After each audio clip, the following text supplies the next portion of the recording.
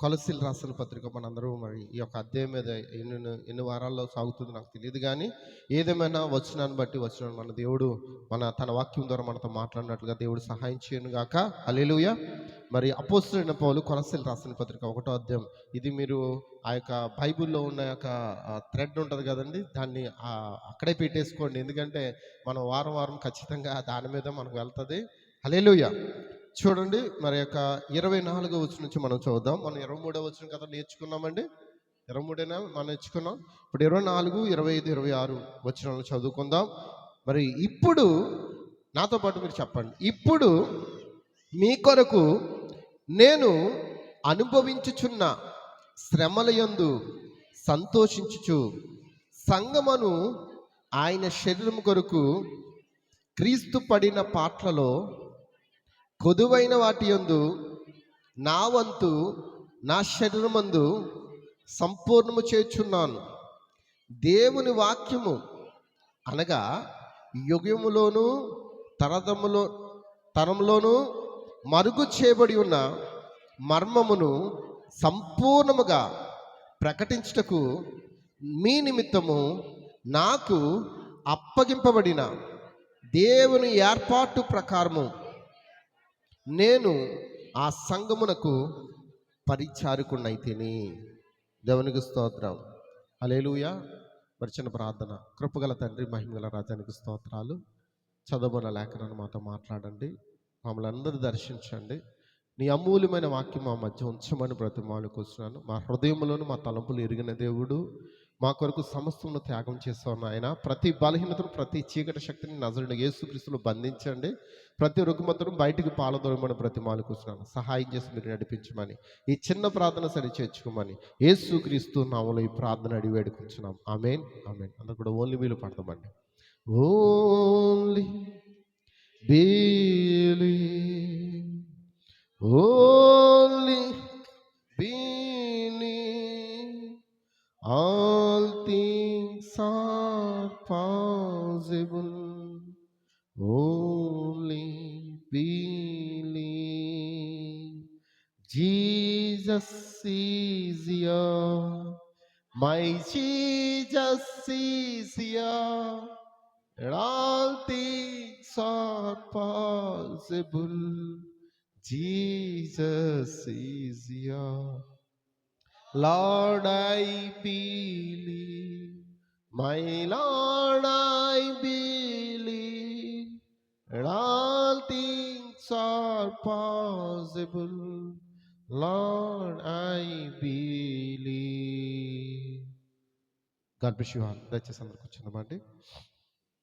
వచ్చే వారం అయితే ఈ టైంకి ఏమవుతుందండి? ఆఖరి ముగింపు అవుతుంది. గుర్తుపెట్టుకోండి, వచ్చే వారం ఈ టైంకి ముగించుకుని మీ గృహాలకి బయలుదేరతారు. ఎందుకంటే ఎండాకాలం వృత్యా మరి ఎండాకాలం మరి ప్రారంభమైంది కనుక 8 గంటలకే పాటలు ప్రారంభించబడతాయి. ఆ విషయాలు గమనించండి. దేవుడు మిమ్మల్ని దీవించును గాక. మరి మంచి సమయానికి వచ్చి ఎంతమంది నమ్ముతూ ఉన్నారండి? దేవుని స్వరం వినాలని ఎంతమంది ఆశ కలిగి ఉన్నారండి? హల్లెలూయా. మరి మనుషుల కొరకు మనం రావట్లేదు, కానీ మన దేవుని యొక్క స్వరం వినడానికి ఇక్కడికి వచ్చి ఉన్నాం. ఆయన మన మధ్య ఉన్నాడని ఎంతమంది నమ్ముతున్నారు? చూడండి, ఆయన 10 మందిలో ఉంటాడు, లేకపోతే 100 మందిలో ఉంటాడో, లక్షల మందిలో ఉంటాడని కాదండి. ఆయన నామములో ఎక్కడైతే 2, 3 ఆయన నామాన్ని కూడి ఉంటారో వారి మధ్యన ఉంటానని చెప్పాడండి. దేవునికి స్తోత్రం. హల్లెలూయా. మన శుక్రవారము వాక్యంలో ఒక మాట నేర్చుకున్నాం. పైనుండి శక్తి పొందుకునేంత వరకు కూడా మనం ఎక్కడ నిలిచి ఉండాలంట? ఎక్కడ అన్నాడు? అది ఆయన సన్నిధిలో కాదు. ఆయన ఏమన్నాడంటే, ఆ లేఖనం మార్చొద్దు. పైనుండి శక్తి పొందేంత వరకు కూడా మీరు ఈ పట్టణంలో నిలిచి ఉండని చెప్పాడా? ఒకసారి మీరు చదువుకోండి. ఒకసారి లోకాసు వార్త 24వ అధ్యాయము 49వ వచనమ్మా. ఎందుకు ఆ మాటను దేవుడు జ్ఞాపకం చేస్తున్నాడు? అంతే, 24:49. ఇదిగో నా తండ్రి వాగ్దానం చేసినది మీ మీదకి పంపుచున్నాను. మీరు పైనుండి శక్తి పొందే వరకు పట్టణములో నిలిచి ఉండని వారితో చెప్పను. పట్టణంలో నిలిచి ఉండడం అంటే ఏంటది? పట్టణం అంటే ఏ పట్టణం?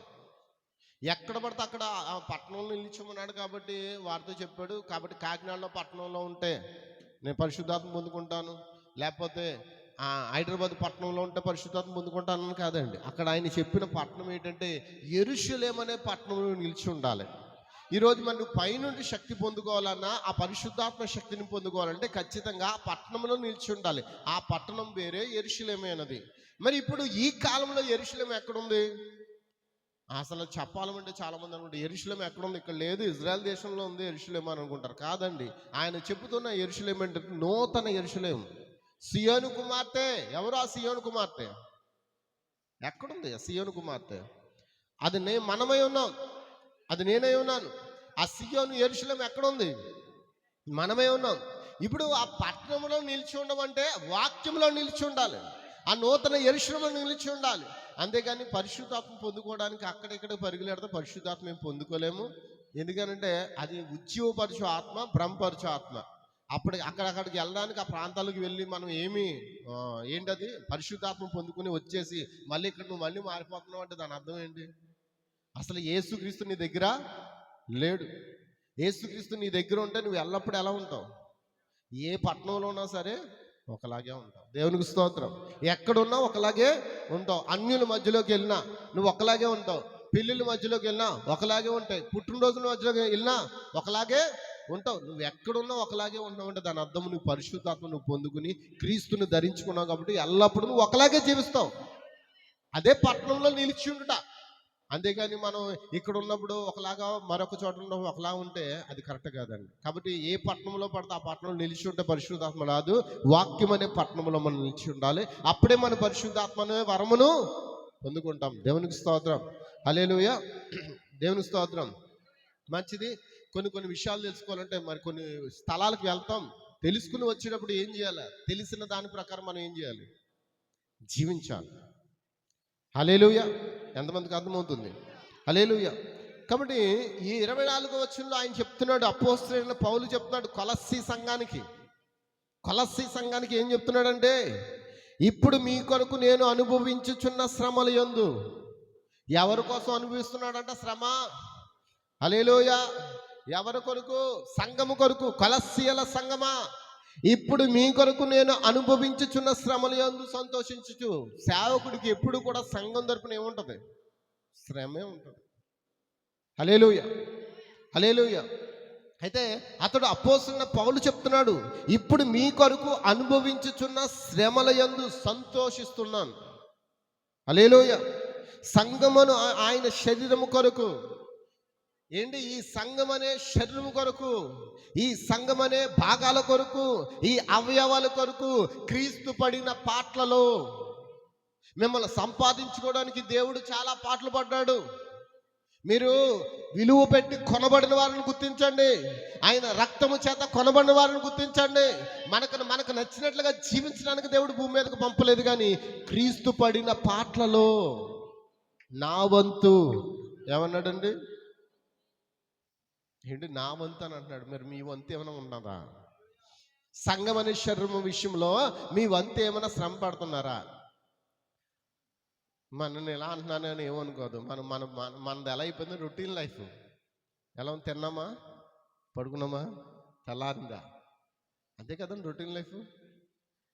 అసలు ఏం చేస్తున్నాం మనం క్రీస్తు కొరకు? ఏం చేస్తున్నారు మీరు? ఒక్కసారి మిమ్మల్ని మీరు ప్రశ్నించుకోండి. యేసుప్రభుకి ఏం చేయాలి? ఏమీ చేయగలదండి. ఆయన కోసం మీరు ఏమీ చేయగలదు. ఆయన అన్నీ చేసుకోగలడు దేవుడు. ఆయనకేమి చేతులుండి సహాయం చేయలేకపోయిన దేవుడేం కాదు. ఆయన కాళ్ళుండి నడవలేకపోతున్న దేవుడు కాదు. ఆయనకి మీరు ఏమైనా కాళ్ళు అందించడానికి, చేతులు అందించడానికి. కాకపోతే క్రీస్తు పడిన పాటలలో నేను కూడా నా వంతు నేను కూడా పడతాను అంటున్నాడు. ఎవరు? అపోస్తలుడైనా అంటే అపోస్తలుడైన పౌలు ఉన్నాడు, నేను క్రీస్తు పోలి నడిచిన రీతిగా మీరు నన్ను పోలి అన్నాడు. లేదు. ఇప్పుడు సంఘం అనే శరీరం ఎవరు? మీరేనా? మీరందరూ సంఘములు ఏమై ఉన్నారు? ఒక్కొక్క పార్ట్, ఒక్కొక్క అవయవం. దీని గురించి మెసేజ్ చెప్పానంటే ఈ మెసేజ్ తప్పే మళ్ళీ వేరొక మెసేజ్లోకి వెళ్తుంది. అయితే దేవుని చిత్తం అయితే చాలాసార్లు విన్నాం, మరొకసారి విందాం. అది మొదటి కొరింథీయుల రాసిన పత్రిక 12వ అధ్యాయంలో సంఘం అనే శరీరం అంటే ఏంటో స్పష్టంగా అక్కడ రాస్తుంది. మనమందరము క్రీస్తు యేసులో అవయములే ఉన్నాం. భాగములై ఉన్నాం. మనం అందరం ఒకే ఆత్మయందు రక్షించబడి ఉన్నాం, ఒకే పానము చేస్తున్నాం, ఒకే శరీరం తింటున్నాం. హల్లెలూయా. కానీ మన మనసులు ఒకలా ఉండట్లేదు. దేవునికి స్తోత్రం. ఇక్కడ ఉండవలసింది ఏక మనసు, ఏకాత్మ. ఏక మనసు, ఏకాత్మ. ఏ కుటుంబం ఉంటుందో ఆ కుటుంబం ఎలా ఉంటుందో తెలుసా? ఎంతటి శత్రువు వచ్చిన వాడిని ఇట్టే ఓడించేస్తారు. రాజులు రాజ్యాలు జయించడానికి వారు పన్నాగాలు ఏంటి తెలుసా? వారందరూ ఏకమై ఉండుట. ఫస్ట్ ఆఫ్ ఆల్ యూనిటీ కావాలి మనకి. యూనిటీ లేకపోతే, సహోదర ప్రేమ లేకపోతే, సహోదర ఐక్యత లేకపోతే మనం ఏమి కూడా సాధించలేం. శత్రు ఏదో పక్క నుండి మనలోకి ఏం చేస్తాడు? చొరబడతాడు. వాడి యొక్క సిద్ధాంతాలు తీసుకొస్తాడు, వాడి యొక్క ఆలోచనలు తీసుకొస్తాడు. నీ మైండే మొట్టమొదటి ద్వారమై ఉన్నదని గుర్తుంచుకోండి. అవ్వకి మొట్టమొదటి ద్వారం మైండ్. హల్లెలూయా. అవ్వ మొట్టమొదటిగా పాపంలో పడిపోవడానికి కారణం ఏంటి తెలుసా? మైండ్. ఆ ఆలోచన ద్వారా పడిపోయింది. అందుకే ఏ కుటుంబం అయినా జయించకపోవడానికి కారణం ఏంటంటే యూనిటీ లేదు. కుటుంబంలో యూనిటీ ఉండాలి. భర్త మాట భార్య మాట ఒకటే ఉండాలి. హల్లెలూయా. బైబిల్లో ఒక మాట ఉందండి, ప్రభునందు తప్ప అన్ని విషయంలో మీ భర్తలకు మీరు ఏం చేయాలంట? చాలా చాలా స్పష్టంగా రాయించాడు మాట. ఏమని చెప్పాడు? ప్రభునందు తప్ప. అంటే ఏంటి దాని అర్థం? ప్రభునందు తప్ప మరి మీరు అన్ని విషయంలో మీ భర్తకి ఏం చేయాలి అంటే, దేవుని పరిచర్య విషయంలో, దేవుని పని విషయంలో నీ భార్య నిన్ను ఆటంకపరుస్తుంది అనుకో, నువ్వేం చేయాలి? ఆ మాట నువ్వు వినాల్సిన పని లేదు. ఒకవేళ స్త్రీలారా, దేవుని పని విషయంలో, దేవుని యొక్క సన్నిధి విషయంలో, లేకపోతే ఆయన ఆరాధన విషయంలో నీవుగా నువ్వు నిర్ణయం చేసుకోవాలి. అప్పుడు నీ భర్త యొక్క ప్రమేయం లేదు. కానీ నువ్వు అన్ని విషయంలో నీ భర్తగా ఏం చేయాలి? అందుకే వాక్యం చెబుతుంది, ప్రభునందు. పిల్లలను కూడా ఏం చెప్పాడు? ప్రభునందు మీ తల్లిదండ్రులకు మీరు ప్రభునందు తప్ప. తల్లిదండ్రులు ఈరోజు పిల్లలకి ఏం చెప్తారు? వారు సినిమాకి వెళ్ళరా, డబ్బులు ఇస్తానంటారు. ఒకప్పుడు అలా ఇచ్చేవారు. ఇప్పుడు ఏం చేస్తున్నారు? మీరు ఇవ్వక్కర్లేదు, వాళ్ళే అడిగి చక్కగా తీసుకుంటున్నారు. వాళ్ళు చక్కగా అదే చర్చికి వెళ్తానమ్మా డబ్బులు ఇవ్వంటే నువ్వేం చేస్తావు? వెళ్ళడానికి లేదు అని నువ్వు ఆటకు పెడుతున్నావంటే నువ్వు ప్రభునందు లేవు. దేవునికి స్తోత్రం. నువ్వు ప్రభునందు ఉంటే ఆ ప్రభు పరిచయలో ప్రతిదానికి నువ్వు సపోర్ట్ చేస్తావు. ఎంతమందికి అర్థమవుతుందండి? ప్రభునందు ఉంటే నువ్వు ప్రభునందు ప్రతిదానికి సపోర్ట్ చేస్తావు. నువ్వు లోకంలో ఉంటే లోక విషయం మీద నువ్వు సపోర్ట్ చేస్తావు. మరి ఏ విషయంలో మీరు సపోర్ట్ చేస్తున్నారు? మీ భర్తలు కానీ, మీ పిల్లలు కానీ, మీ భార్యలు కానీ, ఏ విషయంలో మీరు సపోర్ట్ చేస్తున్నారో ఒక్కసారి మీరు ఆలోచన చేయండి. దేవునికి స్తోత్రం, దేవునికి స్తోత్రం. ఇప్పుడు మీ కొరకు నేను అనుభవించున్న శ్రమల యందు సంతోషిస్తున్నాను. పౌలుకి ఏంటంట? శ్రమ అంటే సంతోషం. తెలుసండి, నేను చెప్పాను గతంలో కూడా, దీని మీద ఒక పాఠం కూడా మనం నేర్చుకున్నాం. అసలు శ్రమ అంటే ఏంటి? ఆయన పడిన పాటలో మనం కొంచెమైనా పడుతున్నామా? కొరడ దెబ్బలేమైనా తింటున్నామా?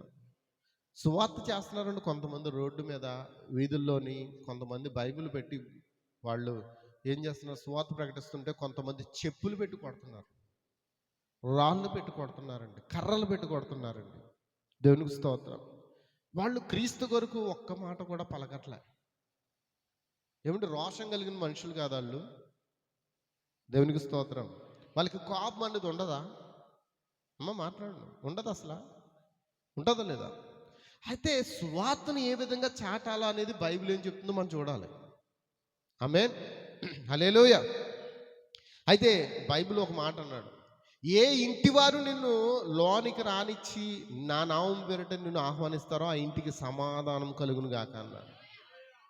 ఏ ఇంటి వారు నిన్ను త్రోసివేస్తారో ఆ ఇంట్లో నీ పాదధూళి దులిపి గాడ్ బ్లెస్ అని చెప్పేసి వచ్చామన్నాడు. ఎందుకని ఒక రోజున నువ్వు దులిపిన పాదధూలే ఆ దేవుని సన్నిధిలో సాక్షిగా నిలబడుతుంది. దేవుని వాక్యం ఎన్నడూ నిరర్ధకం కాదండి. ఆయన మార్పు లేని దేవుడు, ఆయన మారని వాడు. ఎంతమందికి అర్థమవుతుంది? హల్లెలూయా. కాబట్టి వారు వినను వినకపోయినా మనం ఏం చేయాలి? చెప్పాలి. అయితే నేను ఒక మాట చెప్తున్నాను, నువ్వు సువార్త ఏ విధంగా చేస్తున్నావు నాకు తెలియదు. అసలు కనీసం నీ నోటిలో వాక్యం ఉంటే ఖచ్చితంగా నువ్వేం చేస్తావు ఇతరులకి, కనీసం ఒక్క ఆత్మను దేవుని యొద్దకు మనం నడిపిస్తాం.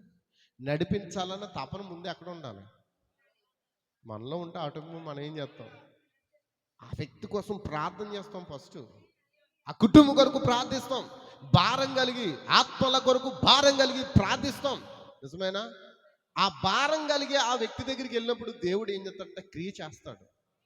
ఒక విషయం చెప్తున్నాను, మరి దీనికి కంపేర్ చేయొచ్చో లేదో నాకు తెలియదు, కానీ అబ్రహాము తన కుమారుడైన ఇస్సాకి అమ్మాయిని వెతకడానికి ఎలియజర్ను పంపించాడా?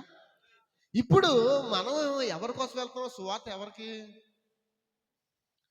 మన యేసయ్యకు సగభాగం ఇంకెక్కడెక్కడ ఉంది, ఆ పాటలు ఎక్కడ ఉన్నాయి అని చెప్పేసి మనం కూడా ఏం చేస్తున్నాం, వెతుకుతున్నాం, సువార్త చేస్తూ వెతుకుతున్నాం. ఎలియాజరు ఇస్సాకు ఒక భార్య కొరకు వెతుకులాటకు వెళ్ళాడు. నిజమేనా? అంతేనండి. ఎలియాజరు ఇస్సాకు భార్య కొరకు వెతుకులాటకు వెళ్ళాడు. వెతుకులాటలో ఏమైందంటే ఎలియాజరు అన్నాడు, అబ్రాహాము కూడా చెప్పాడు, ఇదిగో నీకు ముందుగా దూత వెళ్తుంది, నీకు ముందుగా దూత వెళ్తుంది, నీకు దూత తోడుగా ఉంటుంది, నేను చెప్పినట్లుగా నువ్వు చెయ్యన్నాను. కానీ ఎలియాజరు ఏం చేశాడు? ఈ లోకంలో ఎవరి దగ్గరికి పోలేదు, తన ఇంటి వారి దగ్గరికి పోయాడు. దేవుని స్తోత్రం, హల్లెలూయా. ఇక్కడ పోయినప్పుడు ఎలియాజరు ఏం చేస్తున్నాడు? ఆ అమ్మాయి కొరకు ముందుగానే ప్రార్థిస్తున్నాడు. ఎక్కడ? బావి దగ్గర ప్రార్థిస్తాడా? దేవుని స్తోత్రం. ఆమె పరిచర్య చేయాలి, నా ఒంట్లకు నీళ్ళు పెట్టాలి, నాకు నీళ్ళు పెట్టాలి, అలాంటి స్త్రీయే నా యజమాని కుమారునికి. అంటే ప్రార్థించడం ద్వారానే అక్కడ కార్యం జరుగుతుందని ఎంతమంది నమ్ముతూ ఉన్నారు? మీకు తెలుసండి, ఇప్పుడు ఆమె వచ్చింది, మధ్యాహ్నమే ఎందుకు రావాలి? ఆ టైంకి సాయంకాల సమయంలో ఎందుకు రావాలి? ఆమె ఎందుకు రావాలి ఆ బావి దగ్గరికి? ఎంతమందికి అర్థమవుతుంది? ఇంకో స్త్రీ రాకూడదా? ఇంకో స్త్రీ రావచ్చు కదా. కానీ ఎప్పుడైతే ఎలియాజరు ప్రార్థిస్తున్నాడో ఆ ప్రార్థించిన ఆ ప్రార్థన దూత విన్నది. దూత వెళ్ళి ఏం చేస్తుందంటే రెబెక్క హృదయాన్ని కలియబెట్టిందన్న. అంటే కలియబెట్టడం అంటే నువ్వు వెళ్ళు, నువ్వు అక్కడికి, అంటే నీకు భర్త వస్తాడని చెప్పిందా? ఇంట్లో నీళ్ళైపోయి నువ్వు వెళ్ళని ఏదో ప్రేరేపణ దేవునికి స్తోత్రం. చప్పట్లు కొడతారా? దేవునికి స్తోత్రం, హల్లెలూయా. అంటే దూత కలియబెట్టినప్పుడు ఆమె హృదయం ఏం చేస్తుందంటే ఆ బావి దగ్గరికి పోయి నీళ్లు తెచ్చుకోవడానికి ఒక ప్రేరేపణ వచ్చింది ఆమెకి. అంతేకాని నీకు భర్త వస్తాడు, నీకు భర్తను పరిచయం చేస్తాడు, నీ భర్త కోసం వెళ్ళమ్మా అని చెప్పలేదు దూత. ఆమె దాహం కొని లేకపోతే ఆ ఇంట్లో నీటి అవసరతను బట్టి ఆ కడవను ఎత్తుకుని ఏం చేస్తుంది? ఆ బావి దగ్గరికి వచ్చింది. ఎందుకంటే ప్రార్థన చాలా శక్తివంతమైన, చివరి క్షణం వరకు నువ్వు ప్రార్థనతోనూ ముందుకు వెళ్ళాలి. చివరి క్షణం, ఆఖరి క్షణం వరకు కూడా నువ్వు విశ్వాసంతో ముందుకు అడుగులేసినప్పుడు దేవునికి అసాధ్యమైంది ఏది? సమస్తం ఆయనకి సాధ్యమే. హల్లెలూయా. అన్ని ఆయనకి సాధ్యమేనంటారా? దేవునికి స్తోత్రం. కాబట్టి గమనించండి, ఎప్పుడైతే ఎలియాజరు ప్రార్థించాడో ఆ ప్రార్థన దేవుడు ఆ యొక్క దూతకు అర్థమైనట్టు చేసి, ఆ దూత ఏం చేశాడంటే ఆ యొక్క రెబెక్క హృదయాన్ని కలయబెట్టాడంట. కలయబెట్టినప్పుడు ఆ రెబెక్క ఏం చేస్తుంది? ఆ బావి దగ్గరికి వచ్చి అతనికి నీళ్లు పోసింది, ఆ ఒంటెలకి నీళ్లు పోస్తుంది. దేవునికి స్తోత్రం. మనందరికీ విషయం తెలుసు. దేవునికి స్తోత్రం, హల్లెలూయా. ఎందుకు చెప్తున్నానంటే ఖచ్చితంగా ప్రార్థన ద్వారానే మనం ఆత్మలను, ఇది సరిపోద్దని నేను నమ్ముతూ ఉన్నాను. నిజమేనా? ఇప్పుడు ఒక ఆత్మను సంపాదించాలంటే ఆ ఆత్మకు ముందు నువ్వేం చేయాలి? ఎవరు చెప్పండి? ప్రార్థించాలి ముందు. ప్రభువా, ఫలానా వ్యక్తిని కలవాలనుకుంటాను, అతను నా బంధువుడు, నా స్నేహితుడు, అతను నశించిపోవడం నాకు ఇష్టం లేదు, నాకు ఇష్టం లేదు కూడా నీకు ఇష్టం లేదు. ఎంతమందికి అర్థమవుతుంది? ఏ ఒక్కరూ నశించిపోవటానికి ఇష్టం లేదయ్యా. నువ్వు ప్రార్థించాలిగా. నువ్వు ప్రార్థించి ఏం చేయాలి? సువార్త భారము కలిగి, ఆత్మల భారము కలిగి నువ్వు ప్రార్థించినప్పుడు, నేను పలానా వ్యక్తితో మాట్లాడాలనుకున్నాను, నాకు సహాయం చేయ ప్రభు అన్నప్పుడు ఆ దూత ఆ వ్యక్తి నుంచి మన దగ్గరకు వచ్చినట్లుగా ఏదో కార్యం, అవునా కదా? దానికి స్తోత్రం. ఇక్కడ కొంతమంది సహోదరులు వేరొక సంఘం నుంచి రావడానికి కూడా కారణం ఏంటి? ఆ దూత చేసిన కార్యాన్ని బట్టే. హల్లెలూయా. సమస్యలు పెట్టకపోతే మనం ఇక్కడికి రాలేం. హల్లెలూయా. ఇక్కడ నుంచి వెళ్ళిపోవాలన్నా వారికి ఏదో సమస్య వస్తాయి, కానీ వారు ఇక్కడ నుంచి వెళ్ళలేరు. కాబట్టి ఆ పౌలు అంటున్నాడు, క్రీస్తు పడిన పాటలో కొదువైన వాటి యందు, అంటే ఏదైతే కొదువుగా ఉందో వాటి యందు నా వంతు నా శరీరం అందు. అంటే ఎవరికి వారే సిలువును ఎత్తుకుని వారు సువార్త ప్రకటించాలి. ఎవరికి వారే భారం కలిగి ప్రార్థించాలి. నిజమేనా? నేను అందుకే సంగమం ప్రార్థించమనేది ఏంటో తెలుసా? సంఘములో సువార్తకు లేపడాలి. నీ వంతు సహాయం నువ్వు వారంలో ఒక్క వ్యక్తితో మాట్లాడడానికి ప్రయత్నించే, నీ స్నేహితులతో మాట్లాడడానికి ప్రయత్నించే. ఈ యొక్క గడియ వర్తమానం కొరకు నీకు తెలిసిందేదో ముందు నువ్వు తెలుసుకోకపోతే ఇతరులకు ఎలా చెప్తావు? ముందు నువ్వేం చేయాలి? ఈ గడియకు, ఈ కాలానికి ఏమి ఉంది, అసలు వాక్యం ఏముంది? మన దగ్గర ఉంది టీవీలో ప్రకటించబడే వాక్యం కాదు. మన దగ్గర ఉన్నది ఏదో పరిశీలు శాస్త్రులు బోధించిన వాక్యం కాదు. అసలు అపోస్తలుడు పౌలు అంటాడు, నేను ఈ సంగతులను తెలుసుకోవడానికి ఏ ఒక్క వ్యక్తి దగ్గరికి పోయి నేను నేర్చుకోలేదని చెప్పాడు. మరి ఎవరిని అడిగి నేర్చుకున్నాడు? పరిశుద్ధాత్మ నాకు బోధించాడని చెప్పాడు. దేవునికి స్తోత్రం.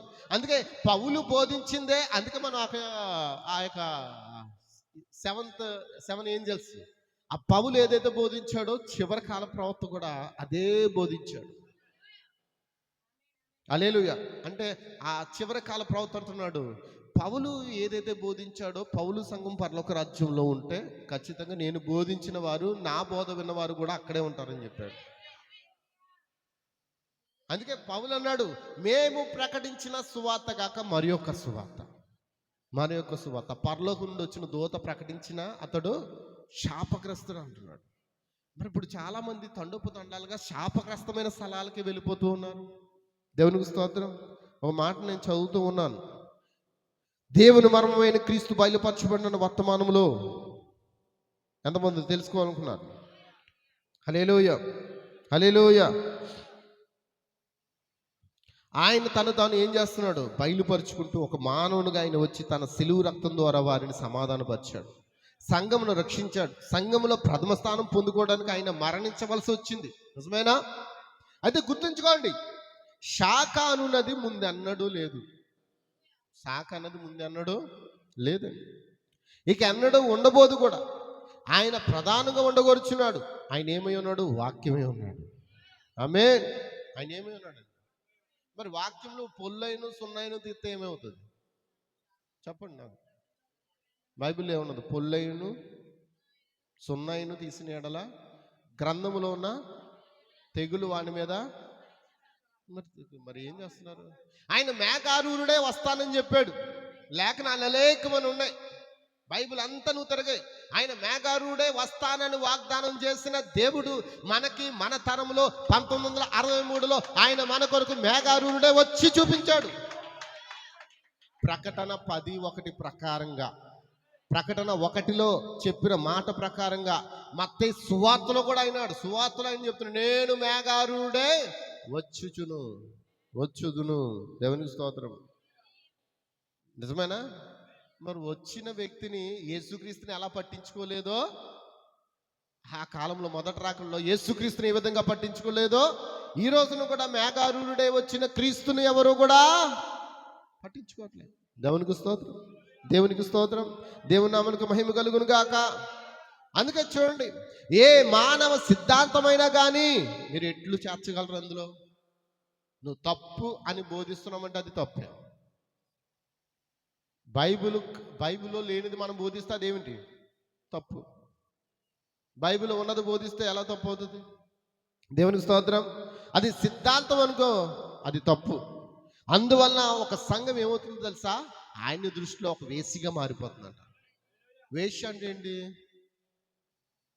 సొంత పురుషుడు మాట్లాడిన మాటలను పక్కన పెట్టి పరాయి పురుషుడు తీసుకొచ్చిన మాటలను ప్రకటించుడే వేశ్య పని చేయటం. దేవునికి స్తోత్రం, దేవునికి స్తోత్రం. ఆ సంఘం ఒక వేశ్యగా మారును. ఎవరి మాటలు కానీ, ఎవరి సిద్ధాంతములు కానీ, ఏ శాఖ మాటను కానీ తీసుకొనుట తప్పు. తీసుకొనుట అది వేశ్య అని చెప్పాడు. అది వేశ్య పిల్లలని చెప్పాడు. ప్రకటన 17వ అధ్యాయం చెబుతుంది, అది రోమన్ క్యాథలిక్ సంఘము మహావేశ్య ఉందని చెప్పాడు. ప్రొటెన్సీ వారు వేసే యొక్క పిల్లలై ఉన్నారని చెప్పారు. అది ఎవరైనా చదివి అర్థం చేసుకోగలిగినంత తేటగా ఉన్నది ఆ లేఖనం. సంఘకాలంను మనం చూచాం. మీరు కోరుకొనొచ్చు ఈ రోజున కూడా చదవండి. అవ్వ కూడా అదే చేసింది, నిజమేనా? అవ్వ కూడా అదే చేసింది. ఈరోజు సంఘమా నువ్వు అది చెయ్యకూడదు. హల్లెలూయా. అందుకే నిన్ను దేవుడు ఎందుకు పిలుచుకున్నాడు? ఆయనలో భాగమై ఉండడానికి. దేవునికి స్తోత్రం. హల్లెలూయా. ఎంతమందికి అర్థమైందండి? దేవునికి స్తోత్రం. నేను ముందుకు వెళ్దాం అనుకుంటున్నాను. నన్ను ముందుకు నడిపిస్తారా? మీ ఆమెల్లో ఉంటేనే ముందుకు తీసుకెళ్తారు. లేదు అనుకుంటే చక్కగా గాడ్ బ్లెస్ యు చెప్తున్న ప్రార్థన చేసి ముగించేసుకోవచ్చు. దేవునికి స్తోత్రం. ఎంతమందికి వాక్యం అర్థమవుతుంది? ఆయన నిన్న నేను నిరంతరము ఒకటే, మారనివాడు, మార్పు లేనివాడు. ఒకవేళ ఒక మాట చెప్తున్నాను, నేను బైబిల్లో లేని ఒక మాట నేను కానీ బోధిస్తే మీరు నన్ను ఆ ప్రార్థన అయిపోయిన తర్వాత ఆ కాలర్ పట్టుకుని కూడా అడగచ్చు. ఆ రైట్స్ మీకు ఉన్నాయి. దేవునికి స్తోత్రం. వాక్యంలో లేనిది నేను బోధించట్లేదు, కానీ ఉన్నది మాత్రం మనం బోధించుకోవాలి. దేవునికి స్తోత్రం. క్రీస్తు పడిన పాటలో కొదువైన వాటి యందు నా వంతు. మరి మీ వంతు ఏం చేస్తున్నారు? మీ వంతు ఏం చేస్తున్నారు? వస్తున్నాం, కూర్చుంటున్నాం, పాటలు పాడుకుంటున్నాం, ప్రార్థించుకుంటున్నాం, కానుకలు చెల్లించుకుంటున్నాం, ఇంకేముంది? వాక్యం వింటున్నాం, మళ్ళీ గుడ్ బాయ్, అంతేనా? వారం మీరు ఏం చేస్తున్నారు? Good boy. లేదండి. క్రీస్తు పడిన పాటలలో కొదువైన వాటి యందు పౌలంట ప్రతిదినము ఆయన తన స్థానాన్ని ఏం చేస్తున్నాడు? సంపూర్ణం చేయించున్నాడు అంట. దేవునికి స్తోత్రం. నా శరీరమందు సంపూర్ణము. కాబట్టి దేవుని వాక్యమును అనగా యుగముల్లోను తరముల్లోనూ మరుగు చేయబడి ఉన్న మర్మమును సంపూర్ణంగా ప్రకటించుటకు మీ నిమిత్తము నాకు అప్పగింపబడిన దేవుని ఏర్పాటు. దేవుని ఏర్పాటు అంటే ఏంటో తెలుసా అండి? మీ నిమిత్తం నాకు అప్పగింపబడిన దేవుని ఏర్పాటు. కింద పుట్టినోట్లు ఏముందండి అంటే దాని అర్థం గృహ నిర్వాహకత్వం అంటే ఏంటి? గృహంలో నిర్వహించే వాళ్ళు గృహ నిర్వహణ కర్తలు అంటే ఏంటి? ఇంటికి యజమానులు అండి. ఇంటికి అందరూ యజమానులే కాదా? చెప్పండి. అందరూ ఇంటికి యజమానులే కాదా? పుట్టిన కొడుకులు యజమానులే, ఆ కడుపులో ఉన్న పిల్లలు యజమానులే, అందరూ యజమానులే. కానీ వాళ్ళు గృహ నిర్వహణ కర్తలు కాదు, యజమానులు కాదండి. ఎవరనంటే ఆ యొక్క కుటుంబము కొరకు బాధ్యత వహించువాడే గృహ నిర్వహణ కర్త అయి ఉన్నాడు. ఆ గృహాన్ని ఎలా నిర్వహించాలి, ఎలా ముందుకు తీసుకెళ్ళాలి, ఈ సమస్యను ఎలా అధిగమించాలి అని సలహాతో దేవుని ముందు పెట్టుకుని తీసుకెళ్లేవాడే గృహ నిర్వహణకర్త. అందరూ గృహ యజమానులే. ఎందుకు? మన యజమానుడుగా ఉండేదానికన్నా, నిజమేనా చెప్పండి, ఆ గృహమును ఎలా ముందుకు నడిపించాలి. అందుకే చూడండి, ముందు బైబిల్లో ఒకసారి తిమోతి రాసిన పత్రిక అండి చదువుదాం మాటను. ఎందుకో మరి దేవుడు బయలుపాటు చేశాడు, గుర్తు చేస్తున్నాడు ఆ మాటను. చదువుదాం.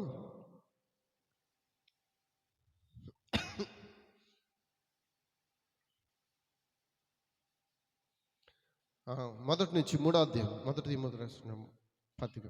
ఇప్పుడు అపోస్తలుడైన పౌలే తిమోతికి రాసిన మొదటి పత్రిక 3వ అధ్యాయము మొదటి నుంచి చదువుతామండి. ఎవడైను గట్టిగా అందరూ వినండి. మీ చెవులు ఏం చేయాలి? మీ గృహాన్ని నడిపించుకోవాలనుకున్నారు కదా, మీ గృహానికి నిర్వహణ కర్తగా ఉండాలనుకుంటున్నారు కదా, వినండి. ఎవడైను అధ్యక్ష పదవిని ఆశించిన ఎడల అట్టివాడు దొడ్డ పనిని అపేక్షించుచున్నాడన్న మాట నమ్మదగినది. అధ్యక్షుడకు వాడు ఎలా ఉండాలంట అంటే, పెద్ద పని ఆశించేవాడు ఎలా ఉండాలంట? నిందారహితుడు. అతని మీద ఎటువంటి నింద కూడా, ఎటువంటి రోమర్స్ నింద అంటే ఏంటి? రోమర్స్ ఉండకూడదు. ఏకపత్ని పురుషుడు అంటే ఏంటి? ఇంచుమించు 2-3 మెయింటెనెన్స్ చేయకూడదు. ఏకపత్ని. కానీ ఇప్పుడు పాస్టర్లుగా ఉంటున్నారు, అవునా కదా? చెప్పండి. ఒకళ్ళు కొయిట్లోని, ఒకళ్ళు ఇంటికాడ, అవునా కదా? చెప్పాలి, అవునాక చెప్పండి. మెయింటెనెన్స్ అయిపోతున్నారు. ఏముంది, భర్త ఆవిడ వదిలేస్తుందండి, మరి ఏం చేయమంటారు, ఎలా ఉండాలి, ఉండలేం, అందుకే పెళ్లి చేసుకున్నాం. అప్పుడప్పుడు ఫోన్లో మాట్లాడుకుంటాం, తప్పేంటి?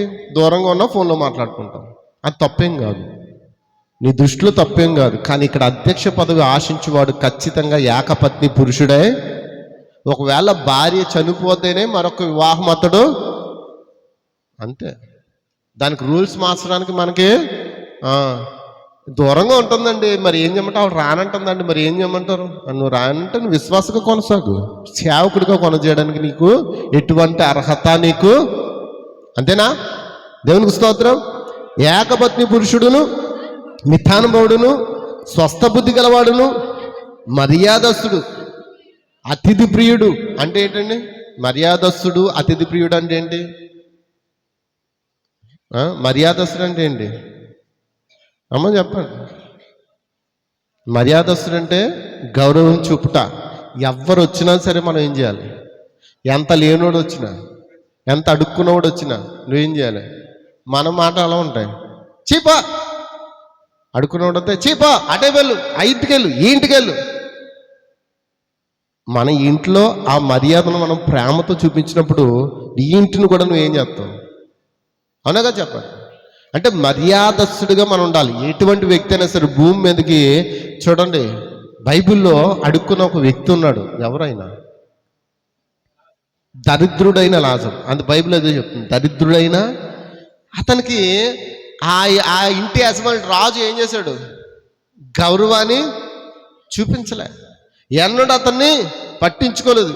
పాపం ఆ రాజు బల్ల మీద ఏమన్నా పడేస్తాడేమో, రొట్టె ముక్కలు ఏమన్నా తిందామనుకుని అక్కడ రోజు అడుక్కుంటూ ఆ రొట్టె ముక్కల కొరకు అక్కడికి వెళ్ళి వెయిటింగ్ చేసేవాడు. కానీ ఈ రాజు ఎప్పుడు చూసి చిరాగ్గాని నీచంగా చూసేవాడు. మరి ఈయన ఎక్కడ ఉన్నాడు, ఆయన ఎక్కడ ఉన్నాడు? దరిద్రుడైన లాజరు అబ్రహాము రొమ్మున అనుకుని పరలోక రాజ్యంలో ఉంటే, ధనభోగాలు సుఖభోగాలు అనుభవించిన రాజు అతడు భక్తిపరుడు, ఇతడు భక్తిపరుడే కాదా? భక్తిపరుడు కాబట్టి ధనవంతుడు ఉన్నాడు. నా తండ్రివైన అబ్రహామా. ఎవరంటారు నా తండ్రివైన అబ్రహాము? ఈ శ్వాసులందరికీ తండ్రి ఎవరు? మనం చెప్పుకుంటున్నాం కదా. మరి నా తండ్రివైన అబ్రహామా అని ధనవంతుడు ఆ నరకముల నుండి కేకలు వేయడం మనం బైబిల్లో చూచామా? దేవునికి స్తోత్రం, హల్లెలూయా. కానీ ఎలా ఉండాలి? మర్యాదస్తుడు.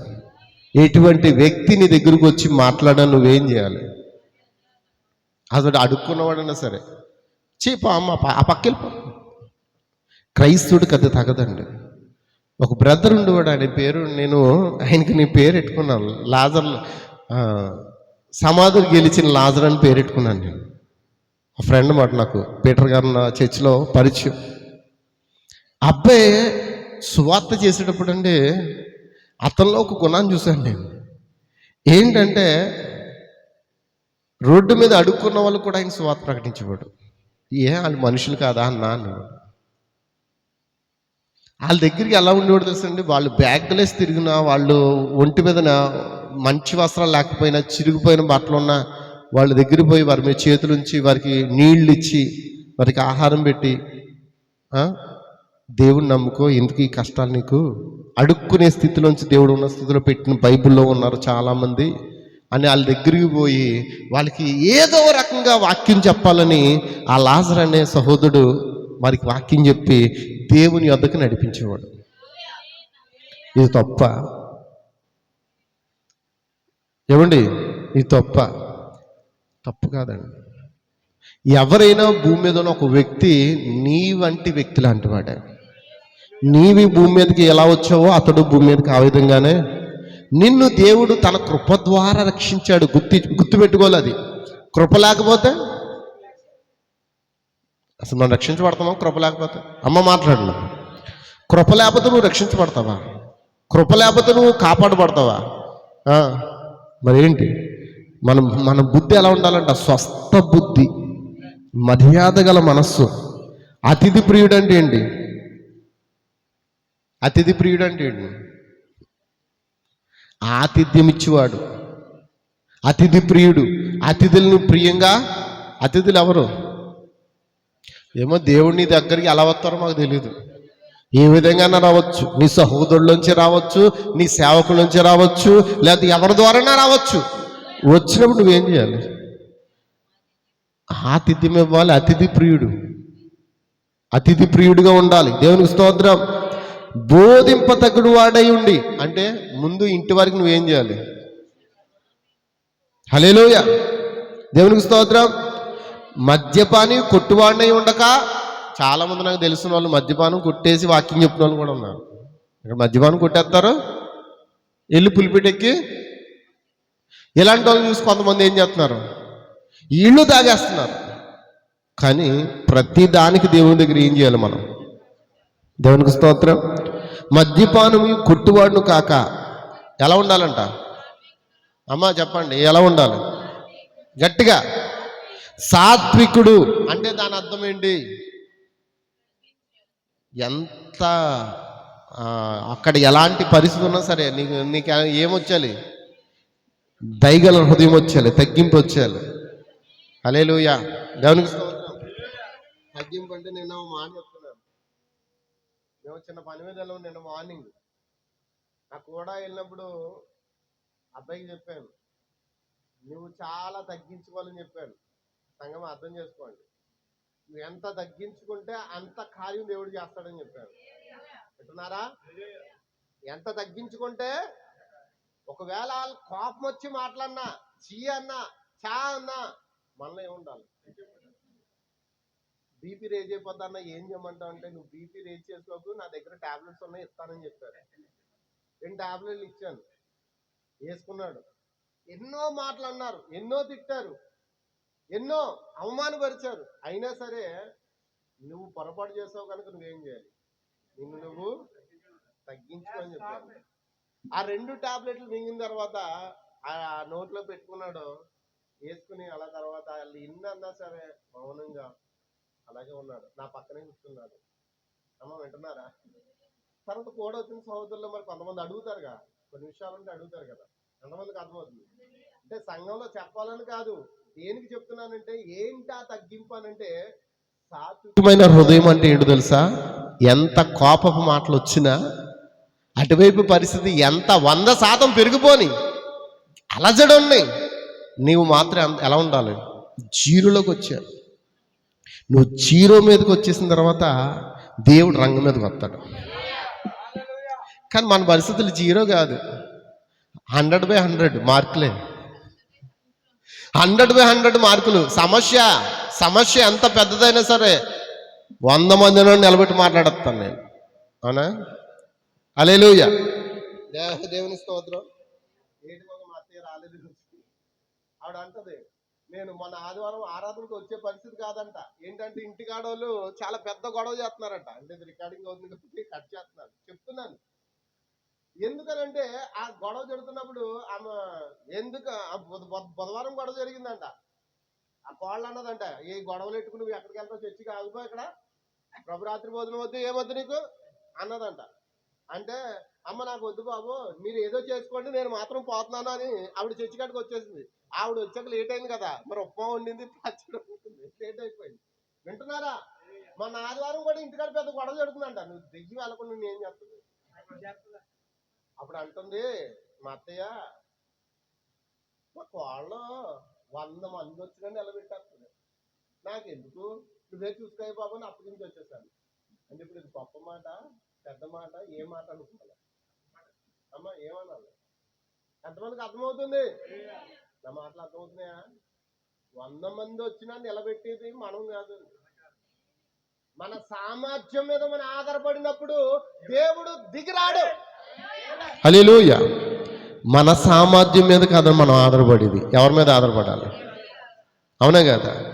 నువ్వు ఆ సామర్థ్యం, నువ్వు ఆయన సామర్థ్యం చూడాలంటే నువ్వేం చేయాలి? నీ నోటికి ఏం కావాలి? అవునా? అందుకని తప్పించుకునే మార్గం ఒకటే ఉంది, నువ్వు సన్నిధికి పరిగెట్టిపోవడమే. నువ్వు సన్నిధికి వెళ్ళకుండా దెయ్యం ఎన్నో పెడుతుంది. ఎన్ని పెట్టినా నువ్వేం చేయాలి?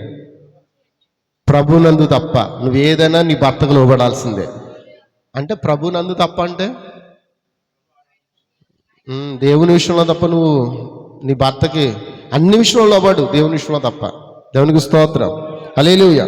సరే మనం ముందుకు వెళ్దాం. ఈరోజు నా యొక్క పాఠం అంతా మారిపోయింది, కానీ వెళ్ళాలి, తప్పదు. దేవుడు నడిపింపు ఎలా ఉంటే ఇప్పుడు వరకు ఏమి నేర్చుకున్నాం? సాత్వికుడు ఎలా ఉండాలంట? జగం ఆడనివాడంటే గొడవ పెట్టకూడదు, గొడవలకి కారణం కాకూడదు. గొడవ వస్తే నువ్వేం చేయాలి? ఏం చేయాలి? గొడవ సర్దుమణిగేలా చేయాలి, కానీ గొడవని పెంచకూడదు. కానీ ఇక్కడ మనం ఏం చేస్తాం? ఒరే అక్కడ కాలిపోతుందిరా, కొంచెం నీళ్ళు వేసి రారా అంటే నీళ్ళు కాదు ఇంకొన్ని పుల్లలు వేసి వస్తానని మనం ఏం చేస్తాం? అమ్మ చెప్పండి. అక్కడ ఒక 2 కొంపలు కాలిపోతున్నాయి, 2 కొంపల మధ్య రుచుచ్చు రగిలిపోతుంది. మనం వెళ్ళి ఏం చేస్తాం? నిజం చెప్పండి, వాస్తవాలు మాట్లాడుకుందాం. నిజమే, నీ దగ్గర అలాగ మాట్లాడింది నా గురించి, నీ గురించి అలాగే చెప్పింది నా దగ్గర, వదలక దాన్ని. ఇప్పుడు ఏమవుతుంది? ఓ పుల్ల వేసో, అక్కడ ఏమవుతుంది?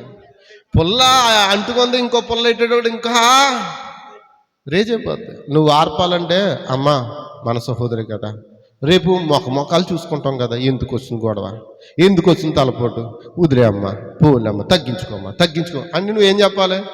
పోనీ తగ్గించుకోపడి నువ్వు చెప్పక్కర్లేదు, నువ్వు మౌనంగా ఉండి నువ్వేం చేయకపోతే ఇంట్లోకి వచ్చి నిన్న నేను మాత్రం చేసింది అదేనండి, నిన్న నేను చేసింది కూర్చుని నా మనసులో ప్రార్థిస్తూ ఉన్నాను, సమస్య ప్రభువా ఇది ఏదేమైనా సరే నువ్వు మా మధ్య కారించి, అంతేగాని అంతేనండి వేసేయాలండి, ఊరుకోకూడదండి, కొట్టేయాలండి, తరియాలండి అని అంటే మనమేముంటుంది? ఏమవుతుందో చెప్పండి? పుల్లలో వేయమంటది. నువ్వు పుల్లలో వేయక్కర్లేదు, కానీ పుల్లలో వేయక్కర్లేదు, దాన్ని ఆర్పానక్కర్లేదు. నువ్వేం చేయాలి? వచ్చి ప్రభా సమస్యను కొంత తీర్చు ప్రభా, నువ్వేమి చేయలేము నాయన. అది ఒక క్రైస్తవుడి యొక్క. కానీ జగడం ఆడకూడదు. జగడం ఆడడం అంటే ఏంటి? రెచ్చగొట్టినట్లుగా మన ప్రవర్తన ఉండకూడదు. ముందు మన ఇంట్లో ఇవన్నీ నేర్చుకుంటేనే మన సంఘంలో ఇవన్నీ చేయగలుగుతామని చెప్తున్నాడు అపోస్తలుడైన పౌలు అన్నాడు. ఇందులో మనం ఇంట్లో ఏం చేస్తాం? మనమే రెచ్చగొట్టేస్తాం. మనమే నువ్వు అలా చేయట్లేదు, నువ్వు ఎలా చేయట్లేదు, నాకు నచ్చట్లేదు, నువ్వు అనుకునేది జరిగిపోవాలనుకుంటావు. మరి దేవుడు అనుకున్నది నువ్వు చేస్తున్నావా? నీ తండ్రి అనుకున్నది నువ్వు చేస్తున్నావా? నీ తండ్రి మాటగా నువ్వు లోబడకపోతే నీ మాటలకు నీ పిల్లలు అలా లోబడతారు? దేవునికి స్తోత్రం. ఎంతమందికి అర్థమవుతుంది? ముందు ఆయన ఈ కాల ప్రవక్త అంటాడు, ముందు మనం దేవుని మాటకు లోబడాలంట. అప్పుడు ఆయన మాటకు మనం లోబడినప్పుడు ఆటోమేటిక్గా నీ పిల్లలు, అందుకు నీ పిల్లలు నీకు ఎందుకు లోబడలేదు అని అంటే, నువ్వు దేవుని మాటకి పూర్తిగా అంటే లోబడుతున్నామని భ్రమలో ఉన్నారేమో. ఎంతమందికి అర్థమవుతుంది? లోబడకపోతే మనం ఏం చేస్తాం? దెబ్బలు వేసేస్తాం. మన పిల్లల మీద దెబ్బలు వేసేస్తున్నాం. మరి దేవుడు ఏం చేయాలా? ఆయన ఒక దెబ్బ వేస్తామని ఊరుకుంటామా? సాచి ఈపు మీద కొడతాం కదా మనం పిల్లల్ని. ఆయన మనం ఈపు మీద సాచి కొడతా ఉంటావా? ఈ ఊపిరి కొట్టక్కర్లేదు, జస్ట్ ఏలితే ఎలా అంటే చాలు. అవునా కదా అమ్మ? చెప్పండి. ఆయన కనురెప్ప వేసినంత సేపు కాదంట మన ఆయుష్. హల్లెలూయా, హల్లెలూయా. ఆయన మాట చెప్తే చాలు, అందులో జీవం ఉంటుందంట. ఆయన నోటి ఉమ్ములో స్వస్థత ఉన్నదంటండి. ఆయన కనికరంలో కృప ఉన్నదండి. వాటిని మనం పొందుకోవాలంటే ఏం చేయాలి? ఆయన మాటకు మనమే జగడమాడేస్తాం. నువ్వు నా మాట ఎంటలేదని ఇంకా నువ్వు రెచ్చగొట్టేసుకుంటావు. రెచ్చగొట్టుకునే దానికన్నా నువ్వేం చేయాలి? రెచ్చిపోతున్న వారి దగ్గర నుంచి నువ్వు దూరంగా పోయి చిచ్చు పెట్టకుండా ఏం చేయాలి? ఏమో చెప్పండి. గదిలోకి వెళ్ళి తలుపేసుకుని, ఈ మధ్యన కొంతమంది యాక్టింగ్ ఎలా చేస్తున్నారో తెలుసండి? ఆ గొడవ టైంలోని చిరాకు వచ్చేసి తలుపు పడేయాలని వేసి అంటే ఆ బయట వాళ్ళకి ఎలా ఉంటుంది? కోపలో వేసేసుకుంది, లోపల ఏదో చేసేసుకుంటుంది. కోపలో వేసేసారు, లోపల ఏదో ఆ బయట వాళ్ళు కొట్టి తలుపు, ఈ లోపల నుండి తలుపు మాత్రం తీయదు. పోనీ మీ పాటలు మీరు పాడండి అని వదిలేసి తలుపు నెమ్మదిగేసి లోపలికి వెళ్ళి, ప్రభువా ఏంటి నాయనా మా పరిస్థితి, ఇక ఈ సమస్య తీర్చు ప్రభువా అని ప్రార్థిస్తావా? చిచ్చు పట్టడానికి, చిచ్చు అంటే ఏంటి? పొల్లలే నిజమేనా? జగడమాడ చెప్పాడండి అక్కడ, జగని మాడని వాడుగా ఉండాలంట. ఇంకా అంటే ఏంటి? ఇంకా సంపాదనే నా ధ్యాయం. డబ్బు ఎలా అవుతుంది. నువ్వు ఎంత కష్టపడినా దేవుడు ఎంత ఇవ్వాలో తెలుసంట. నువ్వు ప్రయాసపడి ఆ బిజినెస్ చేసినా, ఇందులో పడినా అందులో పడినా గోతులో పడినా, నువ్వు మాత్రం మూరుడు బారెడు చేయలో బారిని నీకు ఎంత ఇవ్వాలని దేవుడు అనుకుంటే, ప్రభువా 1 కోటి రూపాయలు పాడే ప్రభువా, ఎంతమంది కదా 1 కోటి రూపాయలు పాడే ప్రభువా. కొంతమందికి కోట్లు ఉన్నాయి తెలుసండి. ఏం కోట్లు? వేసుకునే కోట్లు కాదండి. పెళ్ళిళ్ళకి 1 కోటి కొనుక్కుందాం అనుకున్నాను నేను, ఆలోచిస్తున్నాను. కొనుక్కుంటే అలాగ మళ్ళీ ఇదో అప్పు, ఇదో సమస్య, అన్ని గుర్తొస్తున్నాయి. ఎంతమందికి అర్థమవుతుంది? సమస్యలు గుర్తొస్తున్నాయి. 1 కోటి కొనుక్కుందాం. ఏంటి 1 కోటి వేసుకోవడానికి? పెళ్ళిళ్ళకి పిలుస్తున్నారు కదా, ఏదో సేవకుడిగా 1 కోటి వేసుకుంటే బాగుంటుంది కదా అనుకుంటూ ఉన్నాను. కానీ ఏదో కొనుక్కునేటోడికి ఏదో గుర్తొస్తుంది. వాళ్ళకి ఇవ్వాలి, వీళ్ళకి ఇవ్వాలి. మరి ఏం చేస్తున్నాం? అవునా కదా? కొంతమంది కోట్లు ఉంటాయి, వాళ్ళు కోట్లు వేసి తిరిగినా వాళ్ళకి మాత్రం మనశ్శాంతి అనేది, సంపాదన కోసమే మనం పుట్టలేదంటాను. మరి దేనికోసం పుట్టాం? నీకెంత ఇవ్వాలో దేవునికి, నాకు ఎంత పొడుగు కావాలో నువ్వు అడిగినా కూడా ఆయన ఎవడు. నువ్వు పొడుగు కావాలని ప్రయత్నం చేసావా? ఉన్న పొడుగు కదా కురసైపోద్ది. ఇంత పొడుగు కావాలంటే నాకన్నా నువ్వు ప్రయత్నం చేసినా ఆ పొడుగు కాస్త ఏమవుతుంది? కురసగైపోద్ది. హల్లెలూయా, దేవునికి స్తోత్రం. ధనాపేక్ష లేనివాడే సంపూర్ణ మాన్యత కలిగి తన పిల్లలను స్వాధీన పరుచుకొనుచు తన ఇంటి వారిని బాగుగా ఏలువాడే ఉండవలను. ఎవడైను తన ఇంటి వారిని ఏలనేరకపోయిన ఎడల అతడు దేవుని సంఘమును ఎలాగూ పాలించును? హల్లెలూయా. ముందు దేవుని సంఘాన్ని పాలించాలంటే ముందు దేని పాలించాలి? ఇంటిని కలవరంట, రచ్చని గెలుపుతారంట. తెలుసండి సామెత? అమ్మా, ఇంటిని గెలవరంట, ఏం గెలుస్తారు? రచ్చబండను గెలుస్తారు. నిజమేనా? దేవునికి స్తోత్రం. ఇంటిని గెలవరు కానీ ఏం గెలుస్తారు? రచ్చబండ గెలవడం అంటే ఏంటి అనుకున్నారు? అధ్యపదక్షులు, పదవులు అందులో ఉంటారు. వీధిలో పుల్లు, ఇంట్లో పిల్లి. అవునాగా చెప్పండి. కానీ వాక్యం చెప్తుంది, నువ్వు ఇంటిని బాగుగా ఏలువాడినై ఉంటే నువ్వు సంఘమును కూడా ఏం చేస్తావు? కానీ ఏలాలంటే ముందు పరిశుద్ధాత్మ మనము పొందుకోవాలి.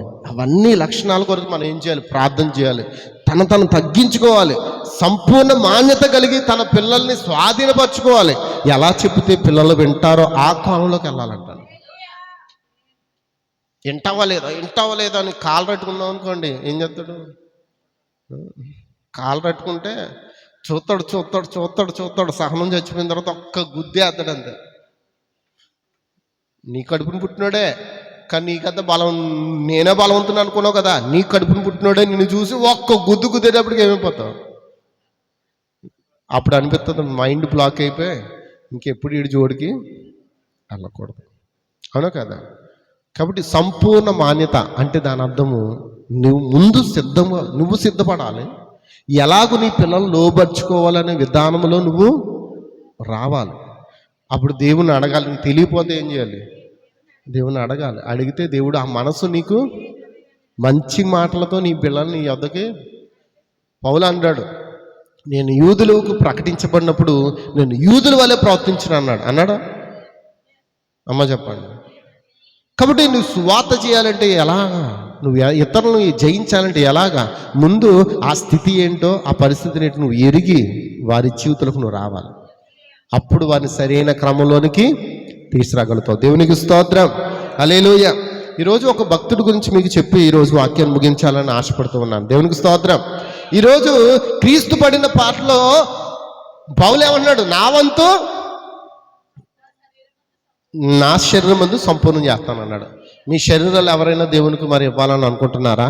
ఆయన పరిచర్యకు మరి దేనికి మన పరిచారకుడిగా ఉండాలి? ఇక్కడ ఉన్న చెప్పాడన్నమాట. దేవునికి స్తోత్రం. ఆ మాట ఏమన్నాడమ్మా? చదవండి.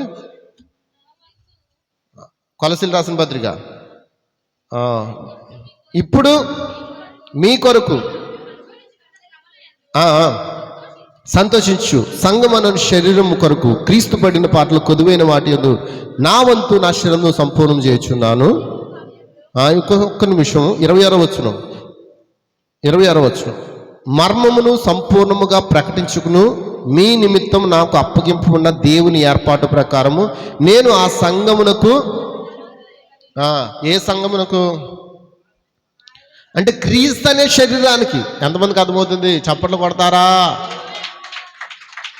అన్ని క్రీస్తు శరీరాలు కాదు, అందరూ క్రీస్తు శరీరంలో బాలిభాగస్తులు కాదు. ఎవరైతే క్రీస్తు నామమును ధరించారో, ఎవరైతే యేసు క్రీస్తు నామములో బాప్తిసం పొంది ఉన్నారో వారి నిమిత్తము పౌలు పరిచారకునైనని చెప్పాడు. ఇప్పుడు నువ్వు కూడా ఎవరికి పరిచయుడై ఉండాలి? క్రీస్తుకు. దేవునికి స్తోత్రం. మరి పాత నిబంధనలో మరి ప్రతి వారం కూడా ఒక వ్యక్తి కోసం మనం నేర్చుకుంటున్నాం. అవునా? మన వారం ఎవరి కోసం నేర్చుకున్నాం? ఎవరి కోసం నేర్చుకోలేదా? ఇర్మియా కోసం నేర్చుకున్నామా? మోషే కోసం నేర్చుకున్నామా? దేవునికి స్తోత్రం. దానియేలు కోసం. అందుకే చదువుకున్న పిల్లలారా, మీకు ప్రవక్త అంటాడు కదా, ఒక బుక్కు ఒక పెన్ను పెట్టుకోండి. చెప్పేటప్పుడు మీరు ఏం చేయాలి? ఆ విషయాలు రాసుకోవాలి. రాసుకుంటే ఏమవుతుంది? గుర్తుంటాయి. దేవునికి స్తోత్రం. సరే, మరి యోసేపు కోసం మనం ఒక మాట నేర్చుకుందాం. మొన్న వారం మనం నేర్చుకున్న మాట ఏంటంటే, ఆయన మోషేలో తాను ఏం చేసుకున్నాడు? వ్యక్తపరుచుకున్నాడు. అవునా కదా? మోషే గురించి నేర్చుకున్నాం కదండి. అవును, తాను వ్యక్తపరుచుకున్నాడా లేదా?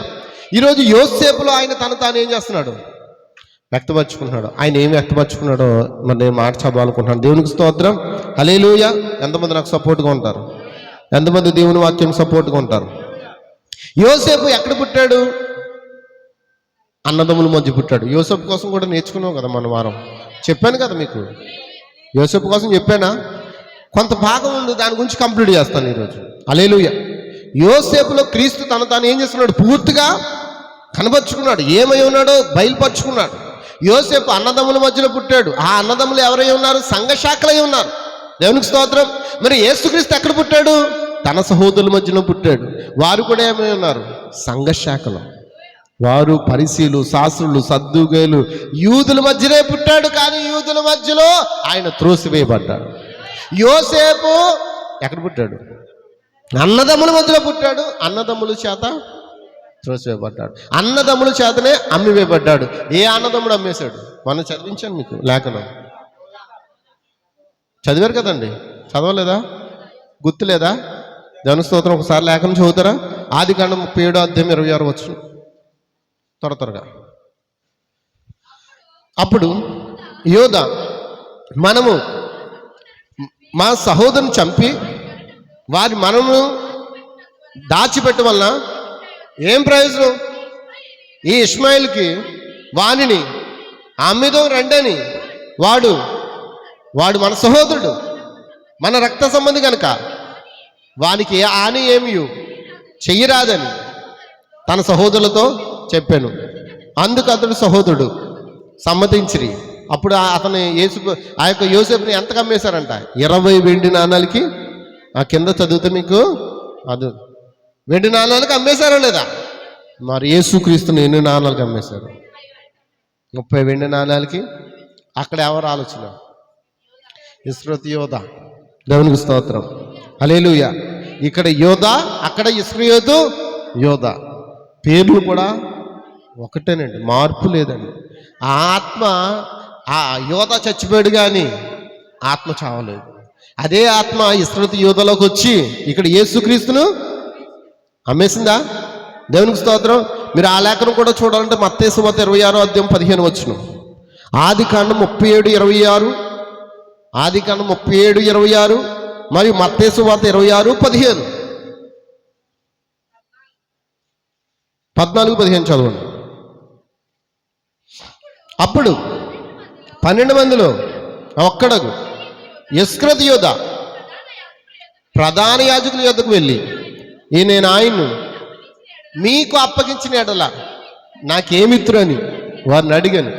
అందుకు వారు 30 వెండి నాణములు తూచి వానికి ఇచ్చింది. దేనికోసం అంట? యేసుక్రీస్తును అప్పగించినందుకు 30 వెండి నాణాలకి అమ్మేశాడు. దేవునికి స్తోత్రం. ఇప్పుడు యేసుక్రీస్తు యోసేపులో ప్రత్యక్షమవుతున్నాడా? హల్లెలూయా. ఎంతమందికి అర్థమవుతుంది? చూడండి, అతడు యోసేపు ఏమి ఉన్నాడంటే ఆత్మ సంబంధిగా ఉన్నాడు. అవునా కదండి? ఆత్మ సంబంధిగా ఉన్నాడు కాబట్టి కళలకు అంటున్నాడు కాబట్టి ఆ కళల భావం చెప్తున్నాడు కనుక అన్నలకి ఏమవుతుంది? కోపం. ఆ కళలో ఒక కళ ఏంటి? మీ పనులన్నీ ఒక పనకి నమస్కారము చేస్తున్నాయి. నిజమేనా? కళలు వచ్చినప్పుడు ఆ కళను ఏం చేశాడు? చెప్పాడా లేదు? చెప్పినప్పుడు అన్నదమ్ములు ఏం చేశారు? హృదయంలో రేపు మనం అందరం వీడికి నమస్కారం పెడతామంట. ఈ 10 మంది కోపం పెంచుకున్నారు. హల్లెలూయా. అయితే గమనించండి, అతడు ఆత్మ సంబంధిగా ఉన్నాడు కనుకే దేవుడు అతనికి కళలను దర్శనములను. మరి ఈరోజు మనతో దేవుడు మాట్లాడాలంటే మనం ఎలా ఉండాలి? ఆత్మ సంబంధులుగా ఉండాలి. అందుకే అంచెదనములో అందరి మీద నా ఆత్మను కుమ్మరించుచున్నాను. ఈ యవ్వనస్తులు దర్శనములకు అంటారు, వృద్ధులు కళలకు అంటారు అన్నారు. కాబట్టి నువ్వు దర్శనం పొందాలన్నా కళలు పొందాలంటే నువ్వు మొదట చేయవలసింది ఏంటంటే ఆ మేడ గదిలో పొందుకున్న అదే పరిశుద్ధాత్మను పొందుకోవాల్సిందే. హల్లెలూయా. అతనితో దేవుడు ఉన్నాడా లేదా? యోసేపుతో దేవుడు ఉన్నాడా? మరి మిగతా అన్నదమ్ములతో లేడు. అతనికి యాకోబు 7 రంగుల వస్త్రాన్ని కుట్టించాడా లేదా? మరి ఎవరికైనా కుట్టించాడా? ఒక ప్రత్యేకమైన వస్త్రాన్ని ధరించాడంట. ఇంతకీ ఆ వస్త్రం అంటండి ఎక్కడ కూడా ఏమంటారు దాన్ని, జాయింట్ లేదంటండి, అతుకులు. మరి మన యేసయ్య భూమి మీద ధరించిన వస్త్రంకి ఒక్క జాయింట్ కూడా లేదు. ఎంతమందికి అర్థమవుతుంది? అతుకులు లేని వస్త్రాన్ని ధరించాడంట యేసుప్రభు. మరి యోసేపు ఏం ధరించాడు? అతుకులు లేని 7 రంగులు కలిగిన వస్త్రాన్ని ధరించాడు. 7 రంగులు అంటే ఏడు తెలుసా? 7 సంఘ కాలాలకి సాదృశ్యం. 7 ఆత్మలు కలిగిన వాడు ఆయన, పరిపూర్ణుడు, ఆయన సంపూర్ణుడు. 7 ఆత్మలు కలిగిన దేవుడని గుర్తింపుకే ఆ యొక్క వస్త్రము సాక్షిగా ఉన్నది. దేవుని స్తోత్రం. అందువల్ల అతని సహోదరులు అతను ఏం చేశారు? ద్వేషించారు. అందుకే ఈరోజు మనం 7 ముద్దలు కలిగి ఉన్నామనే మన సహోదరులు అందరూ ఏం చేస్తున్నారు? అవునా కదా? చెప్పండి. 7 ముద్దలు మనం కలిగి ఉన్నాం. 7 సంఘకాలాలు మనం కలిగి ఉన్నాం. దేవునికి స్తోత్రం. అందుకే మన సహోదరులు అందరూ ఏం చేస్తున్నారు? మనం ద్వేషిస్తున్నారు. వీళ్ళకి 7 ముద్దలు ఉన్నాయంట. బైబిల్లో ఉంది, మనం ఉన్నాయి, నమ్మం కదా. దేవునికి స్తోత్రం. పొల్లైను సున్నైను తప్పిపోకూడదు, తీయకూడదు. తీస్తే బైబిల్లో ఉన్న తెగుళ్ళు మన మీద. మరి 7వ దూత గురించి బైబిల్లో ఉందా?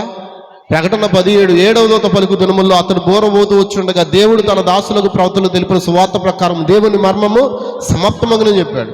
ప్రకటన 10:1 బలిష్ఠుడైన వేరొక దూత పరలోకం నుండి దిగి వచ్చి నేను చూచి తిని, ఆయన మేఘము ధరించుకుని ఉండెను, ఆయన వర్షధనుసు కలిగి ఉండెను. ఆమేన్. ఉందా లేదా? ఒకవేళ తీసేస్తే అంతే. దేవుని స్తోత్రం. హల్లెలూయా. అయితే అతన్ని ఏం చేశారు? యోసేపుని అన్నదమ్ములు అమ్మి వేసే ముందు గుంటలో త్రోసివేశారు. నిజమేనా? అందరు ఇక్కడ ఉన్నారండి. మరి యేసయ్యని ఎక్కడ పడేశారు? చెరసాల్లో పడేశారు. దేవునికి స్తోత్రం. హల్లెలూయా. గమనించండి, మరి ఇతడు చెరసాలకు వెళ్ళాడా లేదా? యోసేపుని చెరసాల్లో ఉంచారా లేదా? ఎందుకు చెరసాల్లోకి వెళ్ళాడు? చెయ్యని నేరం. ఏంటా నేరం? ఎందుకు? ఆ యొక్క ఫరో యొక్క భార్య తనతో సైనించమని అడిగినప్పుడు యోసేపు ఆ పాపము చేయడానికి ఇష్టం లేక పారిపోతున్న సమయంలో ఆమె అతని మీద నింద మోపి అతను ఏం చేసింది? ఎంతమందికి అర్థమవుతుంది? అదే యోసేపు స్థానంలో మనముంటే వచ్చిన అవకాశం మంచిదే కదా, రానియే కదా నన్ను అడుగుతుందని మనం ఏం చేస్తాం? రాణి దగ్గర పోతాం. ఎంతమందికి అర్థమవుతుందండి? అంటే యోసేపు తన యొక్క యవ్వన కాలంలో కూడా దేవునితో నడిచినవాడు. తన యవ్వనేచ్చల నుంచి అతడు పారిపోయాడంట. వచ్చిన అవకాశం ఏదైనా సరే తను వినియోగించుకోలేదు. తన భార్యతోనే అతడు జీవించాలని ఆశపడ్డాడు. తన కన్యత్వాన్ని పోగొట్టుకోవడానికి ఇష్టపడలేదు.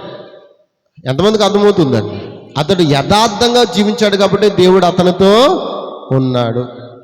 నిజమేనా? హల్లెలూయా, హల్లెలూయా. మరి యేసుక్రీస్తుని ఎందుకు చెరసాలలో ఉంచారు? సేమ్ అదే జరిగింది. ఏం జరిగిందంటే అప్పుడేమో స్త్రీ, ఇప్పుడేమో సంఘం అనే స్త్రీ. ఏటా సంఘము? యూదుల సంఘము. యూదుల సంఘము, నువ్వు మాతో కలవాలి, మేము చెప్పింది నువ్వు చేయాలి, మేము ఎలా నడమంటే అలా నడవాలి. యేసుప్రభువు అన్నాడు, నేను అలా చేయను అన్నాడు. అవునాగా చెప్పండి. హల్లెలూయా. అందుకే అతను ఏం చేశారు? ఈ ప్రధానులు వీళ్ళే కదండి, పరిసయ్యులు, శాస్త్రీయులు అనే సంఘం ఏం చేస్తుంది? యేసుక్రీస్తుని చెరసాల్లో ఉంచింది. హల్లెలూయా, హల్లెలూయా, దేవునికి స్తోత్రం. మరి యోసేపుతో ఇద్దరు వాళ్ళు ఎవరంటే రాజు పనివారు. ఈ రాజు పనివారు ఏం చేశారు? చెరసాల్లో వేయబడ్డారు. మీరు దాని గురించి చదవాలనుకుంటే ఆదికాండం 40వ అధ్యాయం మొదటి 2 వచనాలు చదివితే మీకు అర్థమవుతుంది. అటు పిమ్మట ఐగుప్తు రాజు అయిన భక్ష్యకారుడు తన ప్రభు అయిన ఐగుప్తు రాజు ఎడల తప్పు చేశారు. దేవుని స్తోత్రం. వాళ్ళు తప్పు చేశారు కనుకనే చెరసాల్లో, ఎంతమందికి అర్థమవుతుంది? తప్పు చేశారు కాబట్టి చెరసాల్లో వేయబడ్డారు. యేసుక్రీస్తును సిలువేసినప్పుడు ఇద్దరు బందిపోటు దొంగలు సిలువేయబడ్డారు. వారు ఎందుకు? తప్పు చేసిన కారణాన్ని బట్టి సిలువేయబడ్డారు. మన యేసయ్య ఏ నేరము చేయలేదు, ఏ తప్పు చెయ్యలేదు, అయినా మన కొరకు సిలువేయబడ్డాడు, మన నేరము కొరకు సిలువేయబడ్డాడు. కానీ తప్పు చేసిన ఇద్దరు సహోదరులు ఏం చేశారు? ఆ పక్కన ఈ పక్కన సిలువేయబడ్డారు. నిజమేనా? ఈ ఇద్దరికి కళలు వచ్చాయి. ఆ కళల భావం యోసేపు చెప్పాడా? అందులో పానదాయకుడు రక్షించబడతాడని, అతడు ద్రాక్షరసం అందిస్తాడని చెప్పాడు. మరొకడు 3 రోజుల్లోనే నువ్వు ఉరితీ పడతావని చెప్పాడు. దేవునికి స్తోత్రం. మరి ఇక్కడ ఏం జరిగింది? ఆయన కుడి పక్కన ఉన్న దొంగ, ఆ దొంగ అంటున్నాడు, ఏమన్నాడు తెలుసా? ఇంకొక ఎడం పక్కన ఉన్నవాడు అంటున్నాడు, నువ్వు రాజువైతే, నువ్వు దేవుడు అయితే నువ్వు కాపాడుకుని మమ్మల్ని కాపాడచ్చుగా, నీకు సామర్థ్యం లేదా, నీకు బలము లేదా, నీకు శక్తి లేదా అని అవహేళన చేస్తున్నాడు. అప్పుడు కుడి పక్కన ఉన్న దొంగ ఏమన్నాడు తెలుసా? ఒరే, మనం తప్పు చేసి సిలువేయబడ్డాం, ఆయన యందు ఏ తప్పు లేదు, ఆయన నిరపరాధి, ఆయన ఏమి అనద్దు, ఆయనతో మనం శిక్ష పొందుకోవడానికి కూడా ఏ యోగ్యత మనకే లేదు అనగానే దేవుడు ఆ మాటను విని ఏం చేశాడు? కుడి పక్కన ఉన్న దొంగ వాగ్దానం ఇచ్చాడంట. ఏమని? అతను రక్షించబడడానికి అవకాశం లేదు కాబట్టి నేడు నాతో నువ్వు పరదేశంలో ఉంటావని చెప్పాడు. కానీ ఈరోజు రక్షించబడడానికి అవకాశాలు ఉన్నా కొంతమంది ఏమన్నారు తెలుసా? చివర్లో ఎక్కడ? చివర్లో దొంగ రక్షించబడినట్లుగా మేము కూడా ఏం చేస్తాం? ప్రభువా మమ్మల్ని కాపాడంటే వచ్చేస్తాడంటే కాపాడి తీసుకుపోతాడంట. ఏమి తీసుకుపోడు. ఆయనతో సిలువ వేయబడినప్పుడు ఆయనతో మరణించడానికి ఇష్టపడ్డాడంట. ఆ కుడి పక్కన ఉన్న దొంగ ఆయనతో మరణించడానికి ఇష్టపడ్డాడు. అందుకే నేడు నువ్వు నాతో పరదేశంలో ఉంటా అని చెప్పాడు. దేవునికి స్తోత్రం. యోసేపు చెరసాలలో ఉన్నప్పుడు ఇద్దరిలో ఒకరు రక్షించబడినట్లుగా యేసుక్రీస్తు పక్కన ఇద్దరు దొంగలు ఉన్నప్పుడు అందులో ఒకడు ఎలా రక్షించబడ్డాడు? ఇద్దరు చచ్చిపోయారు. చచ్చిపోయినా దేవుడు రాజ్యములో స్థానం ఇచ్చాడు. చూడండి, అదే భూమి మీద కదండి మనకు స్థానం, మనకి ఎక్కడ కావాలి స్థానం? ఆయన రాజ్యంలో కనీసం కాలు దుడుచుకున్న తువాచిలాగా ఉంటే చాలండి. మనం కోరుకునే స్థానం. దేవునికి స్తోత్రం. హల్లెలూయా. ఎంతమందికి అర్థమవుతుంది? హల్లెలూయా. కాబట్టి యోసేపు ఒక ప్రత్యక్ష కలిగిన వ్యక్తి, యోసేపు ఒక ప్రవక్త. ఎంతమందికి అర్థమవుతుంది? ప్రవక్తకే కదండి కళ్ళలో దర్శనాలు వస్తాయి. ప్రవక్తే కదా ఆ కళల భావం చెప్పగలుగుతాడు. ప్రవక్త కనుకే కదా రాజుకు వచ్చిన కళ ఏంటో తెలియకపోయినా ఆ కళల భావం గురించి చెప్పాడు. దేవునికి స్తోత్రం. అతడు పట్టణాన్ని కాపాడడానికి ప్రయత్నం చేశాడు. ఆ కరువు కాలంలో ప్లానింగ్ ఇచ్చాడో లేదా? కరువు కాలంలో అన్నదమ్ములను కూడా పోషించాడు. దేవుని చిత్తమైతే మనం నేర్చుకుందాం. కరువు కాలంలో పోషించబడడానికి ఏర్పాటు చేయబడిన యోసేపు ఒక ప్రవక్త. ఈ రోజున కూడా మనకు ఒక ప్రవక్త ఉన్నాడు. ఈ కరువు కాలంలో పోషించబడడానికి దేవుడు పంపిన ప్రవక్త. ఏంటి ఆ కరువు? ఆమోసు గ్రంథము తీయండి 8:11 త్వరగా.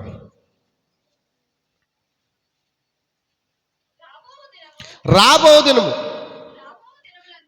చూడండి ఎక్కడంట అంటే అప్పుడు ఆ దినాలు కాదు, ఆమోసు ప్రవచిస్తుంది ఆ దినాల గురించి కాదు, అంతేనా? మరి ఏ దినాలు అదే చదవండి. రాబో దినముల యందు దేశంలో నేను క్షామం కాదండి. క్షామం అంటే ఏంటి? కరువు. క్షామం అంటే కరువు, క్షేమం అంటే సమాధానం. క్షామము పుట్టింతును. అది అన్నపానములు లేకపోవటం చేత కలుగు క్షామము కాక యెహోవా మాటను వినకపోవటం వలన కలుగు క్షామం కూడా. చాలండి. ఇప్పుడు చెప్పండి ఆ కరువు ఏంటో చెప్పండి అమ్మా. అందరికి అర్థం. అన్నపానం లేకపోవడం వల్ల వచ్చిన కరువు కాదంట. ఇప్పుడు అన్నం ఏం దొరకట్లేదు మనకి. చెప్పండి, 3 పూటలు అన్నం దొరుకుతుంది. భలే పాస్టర్ గారు పొద్దున్న టీవీ ఆన్ చేయగానే ఏమవుతుంది చెప్పండి అమ్మా? ఏమవుతుంది? వాక్యం వస్తుంది. మాకు దొరకట్లేదు అంటారు ఏంటండి? టీవీ ఆన్ చేయగానే వాక్యం వస్తుంది. 9 గంటలకి బొమ్మలు వస్తాయి లేవా? 12 గంటలకు పని అయిపోగానే రక్తగండం, యమగండం, సుడిగుండం సీరియళ్ళు వస్తాయి. అవునాగా చెప్పండి?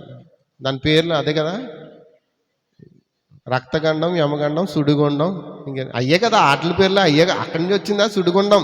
సుడిగుండాలు నాటికి వచ్చిందా చెప్పండి? సుడిగుండాలు ఉందా? మొదలవుతాయి లేవా? లేవన్నారు. యమగండం, సుడిగండం, రక్తగండం, అండం, పిండం అన్ని మొత్తం నాటికుల పేర్లు వస్తాయి వరుసగా. మళ్ళీ సాయంత్రం అవగానే 7 గంటలకు అబ్బా దేవుని వాక్యం వస్తుంది. అందులోంచే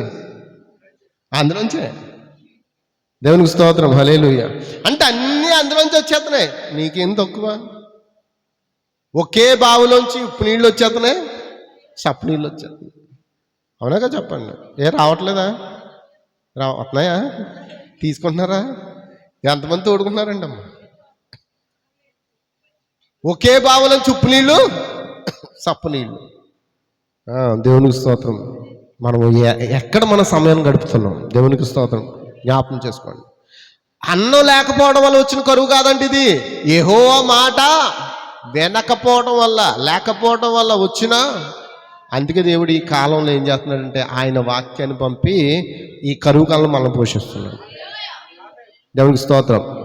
నేను ముగింపుకు వస్తున్నాను. దేవునికి స్తోత్రం. కాబట్టి యోసేపును చూడండి. యోసేపు ఏదైతే కళను పొందుకున్నాడో, హల్లెలూయా, నిజమేనా? ఆ కళలు త్వరలో నెరవేరే. కాబట్టి యోసేపును మనం ఏమంటున్నాం? ప్రవక్త అంటున్నాం. నెరవేరకపోతే మరి యేసుక్రీస్తు కూడా ప్రవక్తేనా? ప్రవక్తల్లో ఒకడు. ఆయన యూదులందరూ ఏమంటారు? ఆయన ప్రవక్త అంటారు. కానీ ప్రవక్తల కంటే గొప్పవాడు ఆయన. దేవునికి స్తోత్రం, హల్లెలూయా. ఆయనకి ఏమైనా కళలు వచ్చాయా? నాకు పలానా కళ వచ్చిందని ఎప్పుడు చెప్పాడు ఆయన? ఎందుకు చెప్పలేదు? ఆయనే కళలు పుట్టించేవాడు కదా. ఆయనకి ఎందుకు రావాలి కళలు? దేవునికి స్తోత్రం. ఆయన ప్రవచించాడు. ఆయన పరిశుద్ధాత్మ పొందుకోమని చెప్పాడు. పైనుండి శక్తిని పొందుకోమని చెప్పాడు. నిజమేనా? హల్లెలూయా, దేవునికి స్తోత్రం. నేను ముగించేస్తున్నాను. కాబట్టి ఆయన అందరిలోనూ ప్రత్యక్షపరచుకున్నాడు. నిజమేనా? ఇప్పుడు మనలో ఉన్నాడు ఆయన, మనతో ఉన్నాడా? మరి మనం ఎలా ఉండాలి? క్రీస్తు స్వరూపులోకి. అందుకే దేవుని మర్మమైన క్రీస్తు నీలో బయలుపరచబడాలి. దావీదులో బయలుపరచబడ్డాడు, యోసేపులో బయలుపరచబడ్డాడు, మోషేలో బయలుపరచబడ్డాడు, ఏలియాలో బయలుపరచబడ్డాడు. మరి ఈరోజు నీలో కూడా ఎంతమందికి అర్థమవుతుంది? యోసేపు ఎవరిని వివాహం చేసుకున్నాడు? గుడి పూజారి కూతురుని చేసుకున్నాడు. ఆమె పేరు అసేనాత్. ఎంతమంది కాదు? ఆమె భర్తను ఎప్పుడైతే వివాహం చేసుకుందో ఆ భర్తతో ఏమంటుందో తెలుసా? నా బొమ్మలు నమ్ము అని చెప్పలేదు. నీ దేవుడు ఏమన్నాడో అతడే నా దేవుడు అంటది. హల్లెలూయా. అతని మాటకి అన్నడు కూడా ఆమె తప్పిపోలేదంట. కాబట్టి ఈరోజు భార్యలు ఏం చేయాలి? భర్తలకి నిజమేనా? ఏ విషయంలో? నువ్వు ఎలా ఉండాలో, నీ భర్త ఏ విధంగా ఉన్నాడో ఆ విధంగానే నువ్వు ఆ మార్గంలోకి వచ్చినప్పుడు నీ భర్త మాటకు నువ్వు లోబడినట్టు, నీ శిరస్సు మాటకు నువ్వు లోబడినట్లు. నీ శిరస్సు మాటకు నువ్వు లోబడితే ఎవరి మాటకు లోబడినట్లు? ఆయన మన శిరస్సే ఉన్నాడు. ఆయనే మన శిరస్సు. ముందు నువ్వు ఆ శిరస్సుకు నువ్వు లోబడాలంటే నువ్వు ప్రభువునందు నీ భర్తకు నువ్వేం చేయాలి? ప్రభువునందు తప్ప. అదే చెప్తున్నాను. మళ్ళీ అది ప్రభు దాటి కాదు. హల్లెలూయా. కాబట్టి అన్ని విషయంలో మనం లోబడినప్పుడు ఖచ్చితంగా మనకి మన పిల్లలు కూడా లోబడతారు. దేవుడు ఈ మాటలు మీ హృదయంలో దేవుడు దీవించును గాక. God bless you. ప్రార్థన చేసుకుందామండి. ప్రార్థన చేసుకుందాం అందరూ కూడా.